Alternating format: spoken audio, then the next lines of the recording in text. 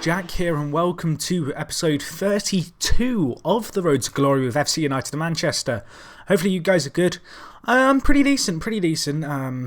Things are going, I guess, they're going decently, put it that way. They're going as good as I kind of expect them to be going. Just a quick, I guess, look at the fixtures. I will crack on with these. Right away, first of all, covering the league results. So obviously, 2-1 win against Northampton away in the first game of the season that I live-con before. We then got a 0-0 home draw against a decent Southend side. You know, they're not a bad team. They kind of dominated the game. We did well to hold on for the all-important point, and it's those kind of points which are going to, I guess, help us come next season. And then we had two tough results. The first one was against Doncaster, who are a very good, strong team in this league. We went 2-0 down in this game. We managed to get a goal back fairly soon after they scored their second goal, but unfortunately it was just a little bit too little too late. And we couldn't get that second goal, you know, to really get the fight back on. Again, they probably edged this game. We're getting to the stage now where we are just coming up against very strong oppositions, and I mean Doncaster are a very good side. This was a pretty freak goal in the grand scheme of things. The ball ricochets off the post twice, and somehow a very old Leroy Lita is the fastest player to react to the ball, bursting onto it, beating two of our players to the ball, which was a little bit disappointing to see, but one of those things, I suppose. King and Evans just a little bit slow off the mark there. And then they scored again shortly into the second half. This was a more direct goal by them. It's a little bit disappointing to see us conceding these kind of goals. We gave them too much space, really, and it was fairly easy for them in the end just to work the ball into the box and finish it. Admittedly, it was a very good finish by Woods, but at 2-0 up, they looked really good and comfortable. We did give ourselves, as I said, a glimmer of hope just a few minutes later where we hit them on the counter-attack. Really been our match plan this year. Reed with the turn of pace, terrorising the defence. Giorgio Lanes, the Greek-Australian striker, with the layoff to Rothwell, who was hit it from 20 yards out. Really good goal by him. That's actually his first goal for the club, and he has been here a while, so it's good to see him getting on the score sheet. But in the end, that was all that we could really muster up in terms of a comeback, and we lost 2-1. We then had another tough away game to follow this up against Fleetwood, a 1-0 defeat. This game was pretty close, and although they had a lot more of the possession, we perhaps deserved to get a little bit more from the match. Fleetwood are a good side. They actually came back down from League One last year, and so they're a good team. You know, they're going to be a tough team to beat, and 1-0 away from home isn't, I guess, a complete disaster. As I said, we have been on a little bit of a cut run. Just a quick look at this game. This was against Scunthorpe away, and we got a fantastic win in this game. Took the lead in the 4th minute. We definitely didn't deserve to win. However, as I said, we are going to be playing counter-attack a lot this year. I mentioned this in the previous episode, how we are going to be playing counter-attack a lot, and it worked for us here. We grabbed a very good goal early on. They had a sending off, and they never really looked like scoring, to be fair. It was a good finish by Bradshaw here. Just that turn of pace, finding an extra yard through their defenders, really putting in a good work rate in the build-up to the goal, really hunting down the ball and working for it. And eventually it comes to him, and it was well worth his effort. And we managed to hold on for a 1-0 win. So that set us up with the commentary for this episode, which, as you'll notice, it isn't quite the end of the first month. However, we are going to be playing Bolton Wanderers at home in the second round of the League Cup. They are a Premier League team. We've got the nice home tie, I suppose. It's not going to stop us playing counter-attack this match, and I am kind of excited to see how this game goes, because it should be an interesting one, to say the least. This game we're going to line up with our standard kind of 4-5-1 or 4-2-3-1. Going to be playing counter-attack, however, despite the fact we're at home, because we are playing against Premier League opposition, and it's not going to be easy. So anyway, I'm actually going to put Reed and Doble on to support, because they are going to have to get back a little bit this game, with us being against a tough Premier League side. In terms of transfers, there has actually been a little bit of action here and there. In terms of players coming in, I've brought in one more player from Australia. This is from Brian Boyce from Sydney FC. He's just a young 18-year-old goalkeeper, just a backup keeper because we were lacking one. And then I've got Matt Dayhill in from in from Man U. So he's a very exciting kind of young player. Got him in on loan for the season. He will be playing left wing when Montgomery's back from injury. However, while he's out, he will be our kind of playmaker, I suppose. And I mean, he has very good creative stats. 13 passing, 11 creativity, 17 flair, decent pace on him. Got 12 dribbling, not the best crossing, but he can certainly play on the wing when we need him to, when we were at full fitness.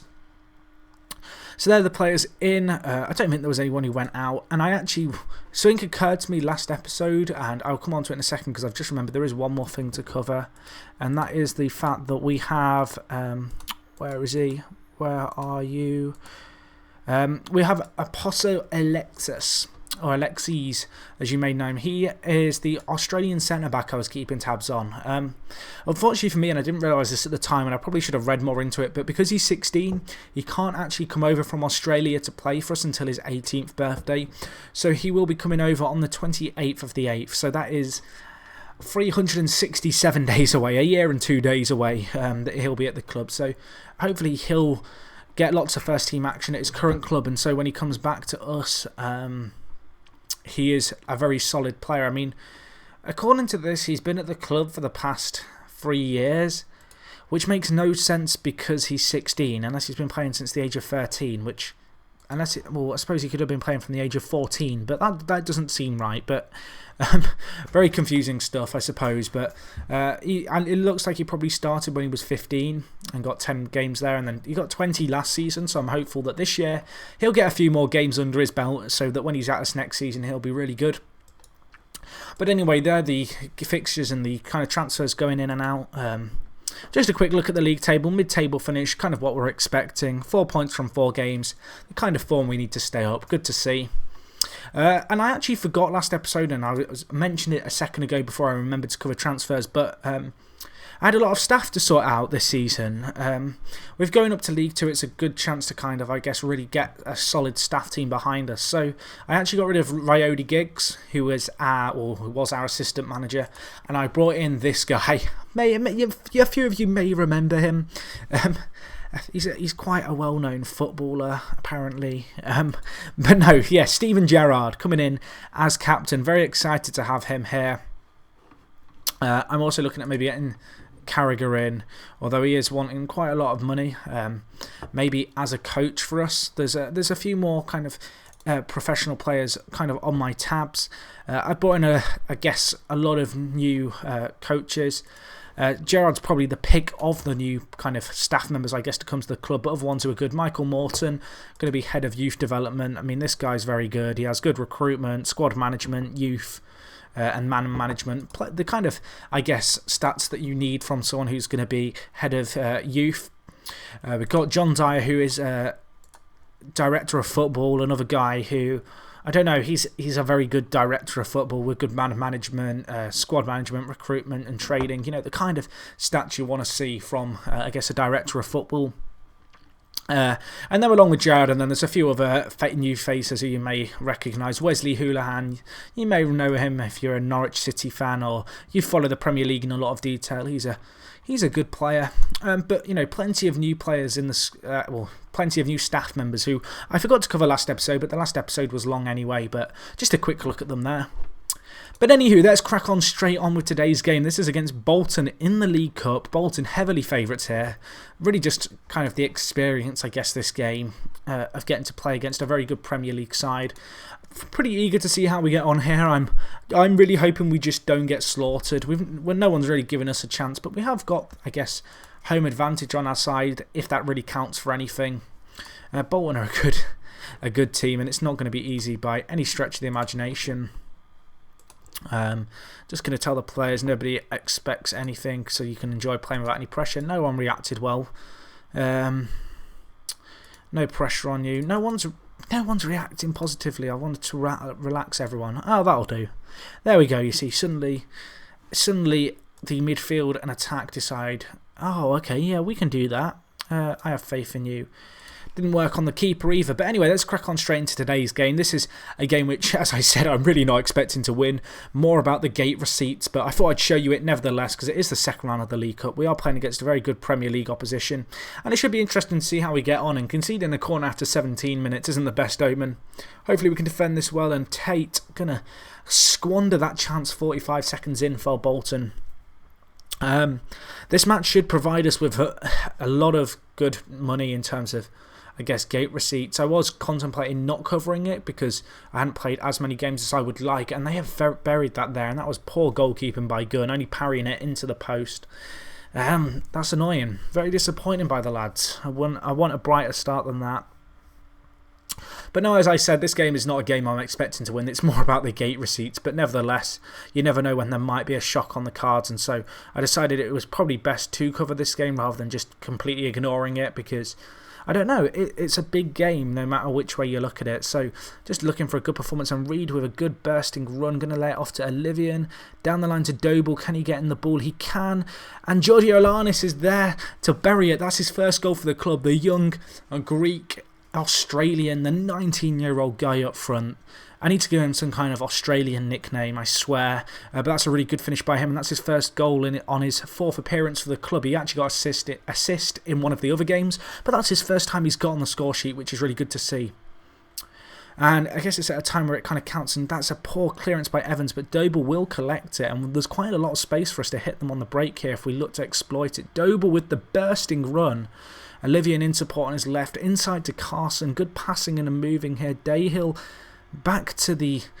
what's an Australian nickname? I might nickname him the Boomerang. That sucks. If anyone's got any ideas for an Australian nickname, leave them below. And I might give him one of them. Who knows? Is that a goal kick? It is. So 40 minutes in and it's 1-1. It's good to see we've actually scored against them. Our fitness is really struggling though. I don't use substitutes as often as I probably should, and I don't know, players always seem to struggle with fitness for me. I mean, I do take off players if they're really struggling, and I do try and rotate the squad as best I can. However, a lot of the time I do try and play my strongest 11 at the sacrifice of perhaps some kind of fitness level. I am going to do some subs at half time though with Omri injured. We just need to defend this out here. Cook with the surging running. Can we get the ball away? Don't give away a penalty. Good finish by Albrighton there for Bolton. 2-1 up. Disappointing to concede right before half time. Players really struggling actually out there. We are going to have to do a few subs I think at half time. So I am going to bring on... Rothwell for Omri. Is there anyone else really struggling at the moment? Carson's struggling, but I am going to play him through it, and hopefully he doesn't take a knock. May well bring on Sam Sheridan if we're struggling. I'm happy with your performance so far. Keep it up. Good performance by the players. Defensively, there's no pressure on you tonight. That's not done anything, but who cares?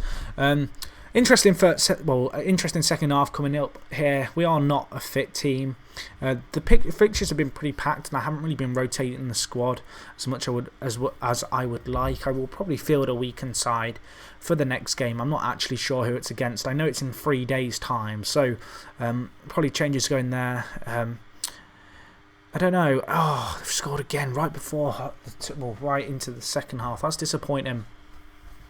I really don't want this to become a rout. That's the main thing that we need to focus on here. Let's just not concede 5 or 6. Brighton, they're smashing the post for them. Can the lads get it out? There's a few options going forward if they want to find them, but it doesn't matter. End of the highlights, 60 minutes in. 3-1 wouldn't be a bad result.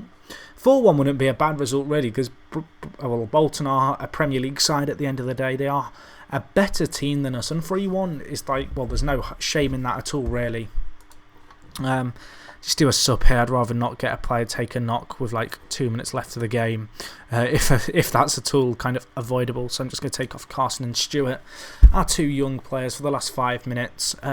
Definite rotation going to be coming on for the next game. I did actually get a fitness coach in this year. I wasn't able to get one until this season, so that was another staff member I signed up, and so far the players are still struggling a bit for fitness, but that is more down to fixture congestion more than anything, I believe. 4 minutes left for us to try and defend as best we can.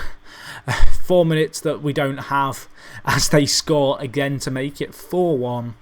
Very disappointing to see us conceding this many goals late on. If you look at the stats, Bolton have definitely been the better side, as you really expect against us.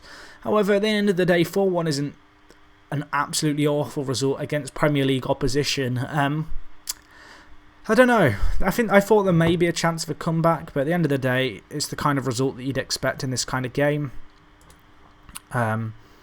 Okay, I thought we played okay, but everyone seemed to react terribly to that, which is a little bit disappointing.